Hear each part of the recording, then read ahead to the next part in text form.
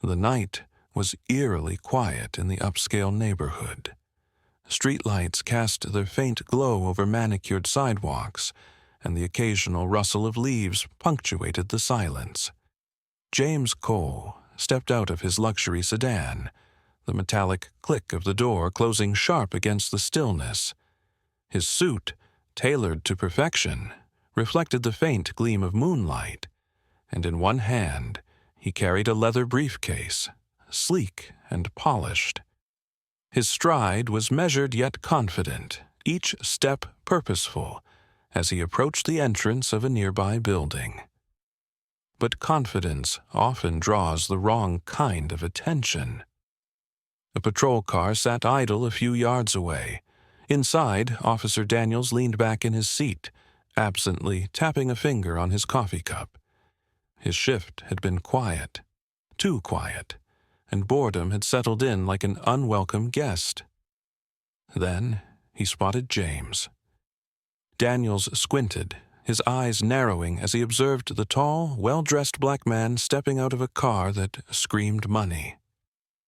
Something about the scene struck him as off.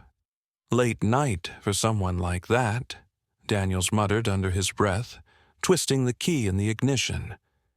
His headlights flared to life as he slowly rolled forward, pulling up alongside the curb.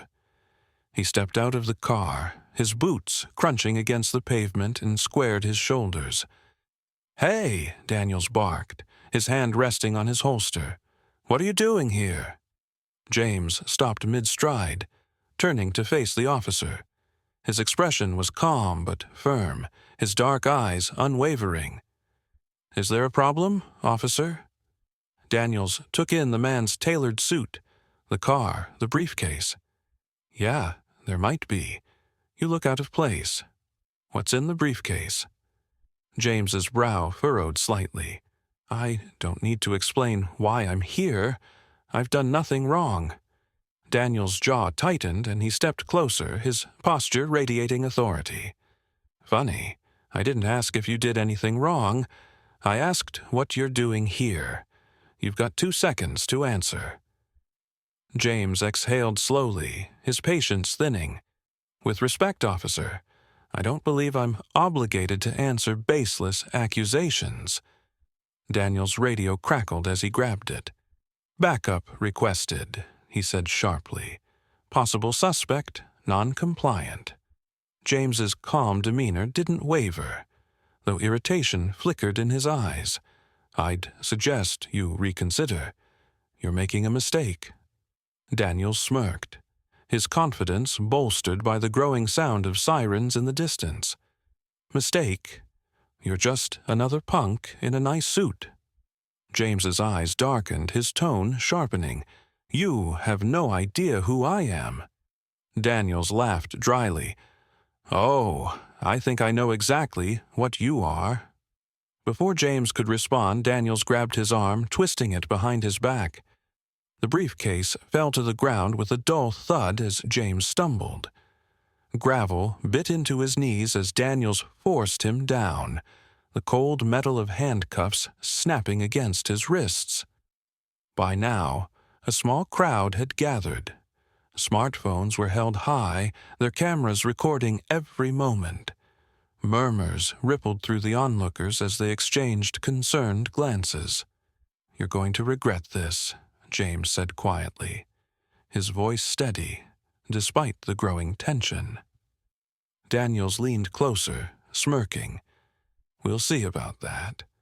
The flashing lights of backup cars bathed the scene in red and blue, illuminating the stark contrast between James's composed expression and Daniels's smug confidence. To those watching, this was just another example of injustice, another man profiled for being in the wrong place at the wrong time. But for James, this was something else entirely. As he stared at the ground, his breathing calm and steady, a quiet storm brewed beneath the surface. Daniels had made a mistake, but not the one he thought. This was no ordinary man in a suit, and soon everyone would know it. As James Cole knelt on the gravel, his hands cuffed tightly behind his back, A quiet storm brewed within him. This wasn't the first time he'd been judged by the color of his skin, and it likely wouldn't be the last. The officer standing over him, smirking with unwarranted authority, had no idea who James was or the life he'd lived. Keeping his composure, James's thoughts drifted back to the journey that had brought him here, a life of discipline, resilience, and relentless determination to rise above expectations. James Cole wasn't just any man in a sharp suit. Beneath the polished exterior lay years of rigorous training and a career filled with missions most wouldn't dare undertake. A highly skilled CIA operative, James had spent over a decade dismantling criminal organizations, infiltrating terror cells, and protecting lives. He was fluent in multiple languages, trained in combat, and a master of intelligence gathering. But James's success wasn't just about skill. It was about grit. Growing up in a struggling neighborhood, James learned early how the world saw boys like him. Teachers often doubted him, despite his exceptional abilities. "You've got potential," they'd say with a thin smile, "but don't aim too high." His mother, a hard-working woman juggling 2 jobs, would hear none of it. "James, you have to work twice as hard to get half as far," she often reminded him. "But don't let anyone hold you back. You're destined for more." Her words became his mantra, driving him to excel in everything he did. He earned a scholarship to a prestigious university, where he outperformed his peers. Yet, even there, he couldn't escape being overlooked. While others were handed opportunities through casual connections, James had to fight for every inch of progress. The same struggles followed him into his career. When he joined the CIA, subtle skepticism followed him everywhere. Supervisors hesitated to trust him with high-stakes missions, despite his qualifications. But James was patient. He kept his head down and let his work speak for itself. Over time, his results became impossible to ignore. His defining moment came on a mission in Eastern Europe. Tasked with dismantling a human trafficking network, James and his team were ambushed, their cover blown. Chaos erupted, and survival seemed impossible. But James remained calm, disarming 3 attackers, retrieving critical intel, and leading his team to safety. It was a turning point in his career, earning him the respect he deserved. Even with his successes, James couldn't escape the weight of being underestimated. Whispers of diversity quotas followed him, and his accomplishments were often downplayed. Outside of work, the prejudices were just as glaring. A man who had negotiated with world leaders and dismantled criminal empires was still profiled at department stores or stopped for driving a nice car in the wrong neighborhood. Through it all, James remained humble. He measured his worth not by others' opinions, but by his actions. His life became a quiet rebellion against stereotypes, proof that perseverance could shatter any barrier. As Officer Daniels barked orders, James thought of all the moments that had brought him here. The child who refused to let teachers' doubts define him. The young man who worked harder than anyone else to succeed. The operative who had faced death countless times and come out stronger. This was just another test in a lifetime of challenges. Daniels didn't know it yet, but he had miscalculated. James wasn't just another man to be profiled. He was someone who had faced far greater adversaries and overcome them all. And when the truth came out, it wouldn't just change Daniel's perspective, it would change everything. James Cole remained calm as Officer Daniels shoved him roughly toward the hood of the patrol car, his hands still cuffed behind his back. Gravel scraped underfoot, and the officer's smirk widened with every barked command. James didn't resist, his breathing steady, his expression unreadable. Daniel's backup had arrived, lights flashing red and blue, creating a surreal glow on the street. "Search the car," Daniels ordered, jerking his head toward the sleek sedan parked nearby. Two officers moved quickly, popping the trunk and yanking open the doors. James watched silently, his jaw tightening as they rifled through his belongings. Daniels grabbed the leather briefcase lying on the passenger seat, flipping the latches open with an almost gleeful intensity. Inside, he found folders filled with classified documents, stamped with agency seals and a sleek, secure communications device. His eyebrows shot up, and he let out a low whistle. "Well, well, what do we have here?" Daniels said, holding up the device for his colleagues to see. He turned to James, his voice dripping with mockery. "What's a guy like you doing with something like this? Running drugs? Selling stolen tech?" James didn't answer, his eyes narrowing but his lips remaining firmly shut. Daniels stepped closer, leaning down to meet his gaze. "Oh, you think staying quiet is going to help you? I'll tell you what's going to happen. You're going to jail tonight. Maybe we'll finally figure out what you're really up to." The crowd that had gathered grew louder.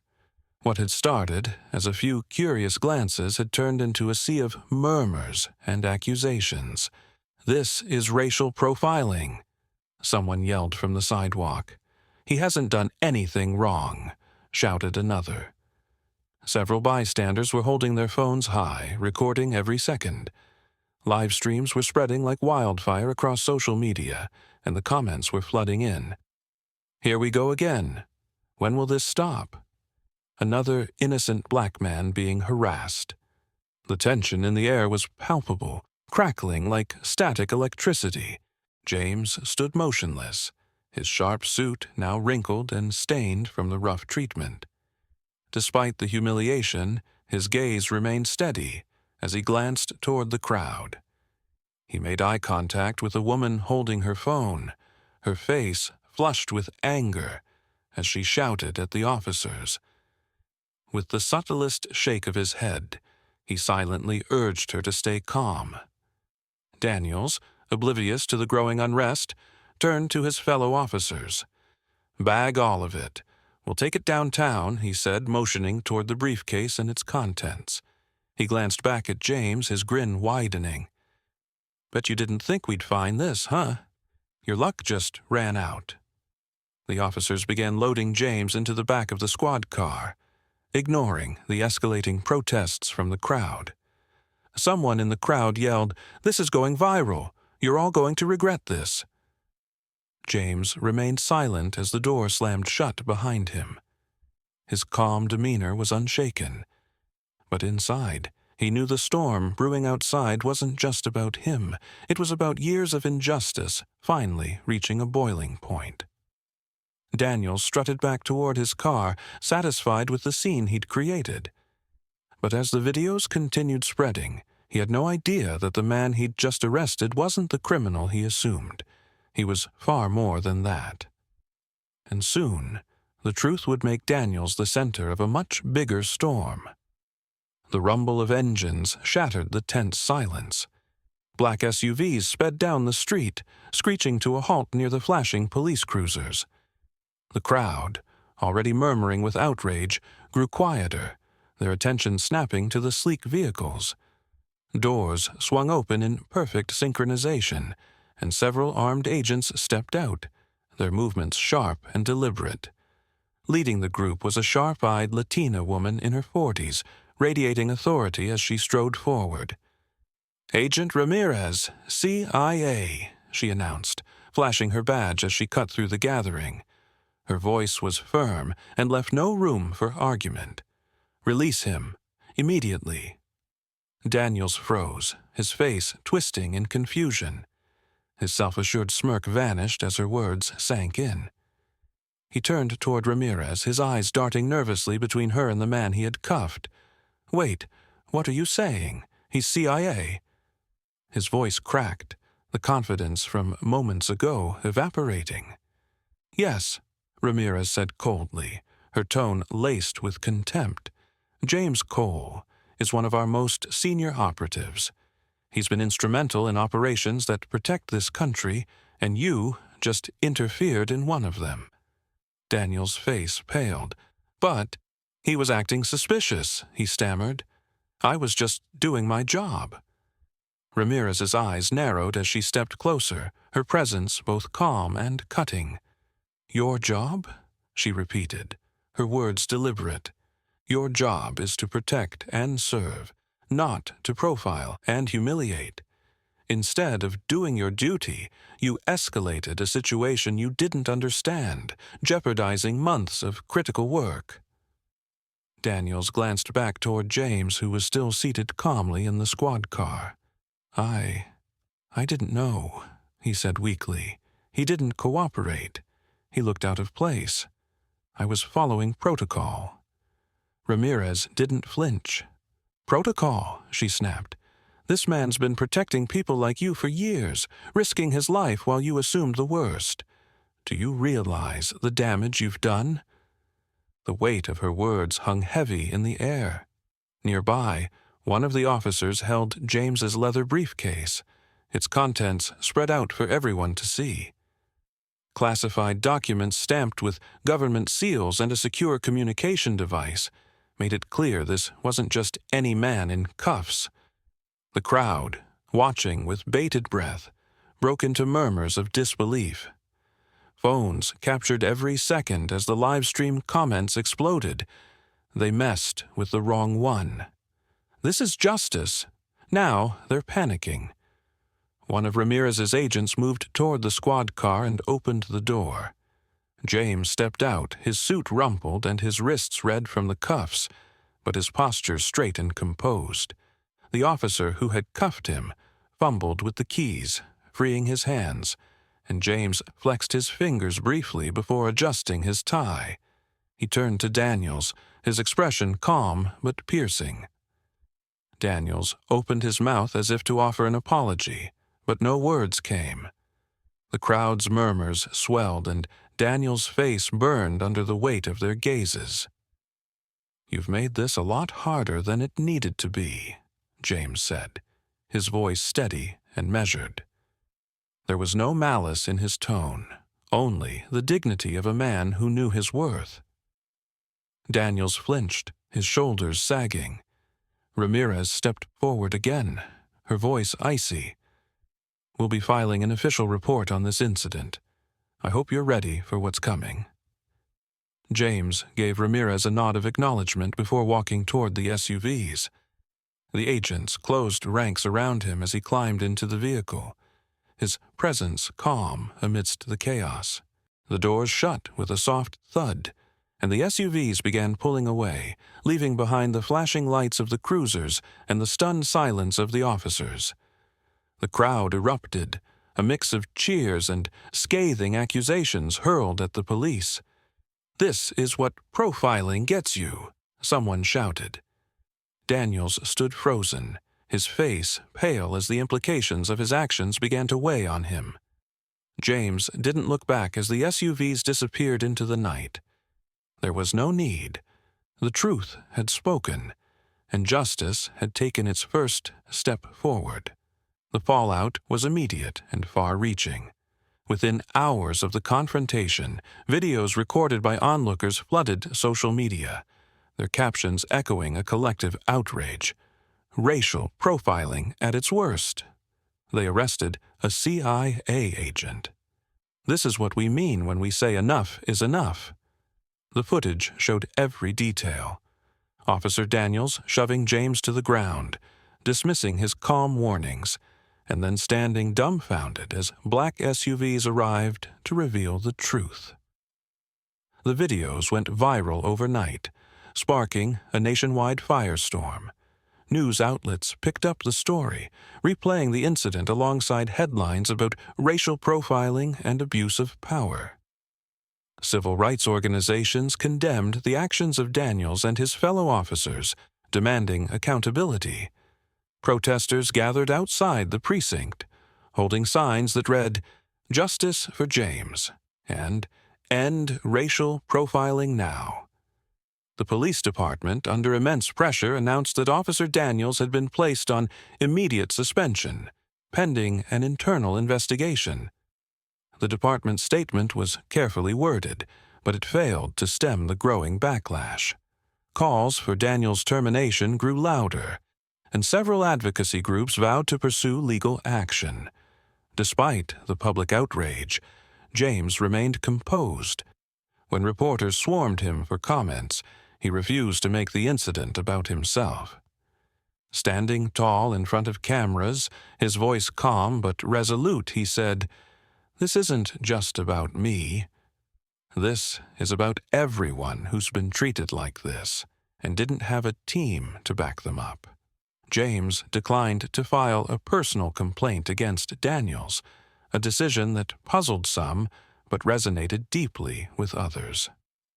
"Filing a complaint won't fix the real issue," he explained during an interview.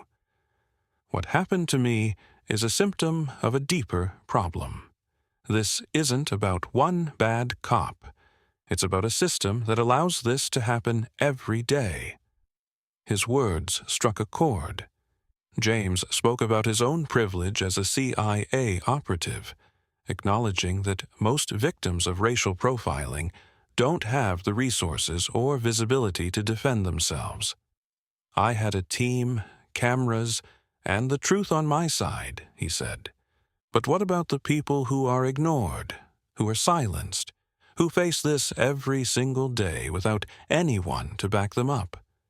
They deserve justice, too." James's interviews shifted the focus from the individual officers to the systemic failures that allowed incidents like this to happen. He called for better training, accountability, and community engagement, urging leaders to address the root causes of injustice rather than placing a bandage over the symptoms. Meanwhile, Daniels found himself at the center of a storm. The suspension wasn't enough to quell the backlash. His name became synonymous with profiling, his actions dissected in op-eds and think pieces. For the first time, Daniels was forced to confront the consequences of his bias, not just professionally, but personally. His neighbors, colleagues, and even family began to question the man they thought they knew. Through it all, James maintained his dignity. He refused to gloat or celebrate Daniels's downfall, focusing instead on the larger fight for justice. "This isn't about revenge," he said during one interview. "It's about change." The incident became a rallying point, sparking conversations and protests across the country. And for the first time, Daniels wasn't just another officer following protocol. He was an example of why the system needed to change. Disgraced and humiliated, Officer Daniels found himself at the center of a storm he never saw coming. The videos of his encounter with James Cole had gone viral, and public backlash came swift and merciless. His suspension from the force turned into isolation. Neighbors avoided him, his colleagues distanced themselves, and even those closest to him began questioning his character. Daniels couldn't escape the headlines or the accusatory glares of strangers. His life, once defined by routine authority, now felt like a series of endless repercussions. In the quiet of his home, Daniels began to reflect on the choices that had brought him here. He replayed the incident in his mind, no longer able to ignore the deep-seated biases that had driven his actions. Why had he assumed James was a criminal? Why hadn't he stopped to ask questions instead of escalating the situation? The answers weren't easy to face, but they forced Daniels to confront the uncomfortable truth. He had been part of the problem. When invited to a town hall meeting organized by local community leaders, Daniels hesitated, but ultimately agreed to attend. The event was packed with residents, activists, and victims of police misconduct, all eager to speak their minds. As Daniels stood at the podium, the room crackled with tension. Speaker after speaker confronted him with stories of pain and anger, recounting their own experiences of being mistreated by officers like him. One woman, her voice steady but full of emotion, said, "What you did to James Cole wasn't an accident. It's what happens to us every day. Will you be part of the solution or stay part of the problem?" The weight of their words crushed him. Daniels took a shaky breath, gripping the edges of the podium. "I was wrong," he said, his voice barely above a whisper. "I let my assumptions guide me, and I hurt people. I see that now." What came next was a choice only Daniels could make. A path of redemption through genuine reform and advocacy, or the easier road of denial. Whether he rose or fell would define not just his future, but the legacy of his mistakes. For James Cole, the incident with Officer Daniels was a painful reminder of the battles that extended far beyond his work as a CIA agent. Despite the humiliation and public outcry, James refused to let the experience derail his mission. His work, protecting the nation, required him to stay focused, knowing the far-reaching consequences of every operation. But even as he returned to his duties, the incident lingered in his mind. Reflecting late one evening, James stared at his agency badge resting on the table. He had faced hostile governments, dangerous criminal networks, and terror cells, yet the prejudice he encountered in his own country felt like a deeper wound. "Even with everything I've done," he thought, "I'm not immune to the assumptions people make about me." But James wasn't one to dwell on anger. Instead, he channeled his frustration into action. James began collaborating with civil rights organizations, using his platform to raise awareness about racial profiling and advocate for police reform. At speaking engagements and in interviews, he emphasized the systemic nature of the problem. "This isn't about one bad officer or one bad day," he explained. "It's about changing the system that allows bias to thrive unchecked." As part of these efforts, James made an unexpected decision: to meet with Officer Daniels one final time. The meeting was arranged privately, in a quiet, neutral space. Daniels arrived looking worn and uncertain, his once confident demeanor replaced by unease. James greeted him calmly, sitting across the table. For a moment, there was silence. Then James spoke. "I'm not here to dwell on the past. I'm here because you have a choice." Daniels looked at him, unsure of what to say. "You can be part of the solution," James continued, "or you can stay part of the problem. This isn't just about what happened to me. It's about what happens to people like me every day. You've seen the damage. Now, you can help fix it." The words hung in the air, a quiet but powerful invitation. What Daniels would choose was uncertain, but for James, the path forward was clear. His legacy would be more than his career, it would be the change he inspired. The screen opened with James Cole sitting in a quiet, sunlit room, the light catching the edges of his sharp features. He looked directly at the camera, his expression calm but resolute. His voice, steady and firm, carried the weight of his experiences. "What happened to me," he began, "isn't just my story. It's the story of so many others who don't have the privilege of a platform or the resources to fight back. For years, I've worked in the shadows, protecting this country from threats most people will never see. But even with my title, my suit, and my work, I couldn't escape the biases that plague our system."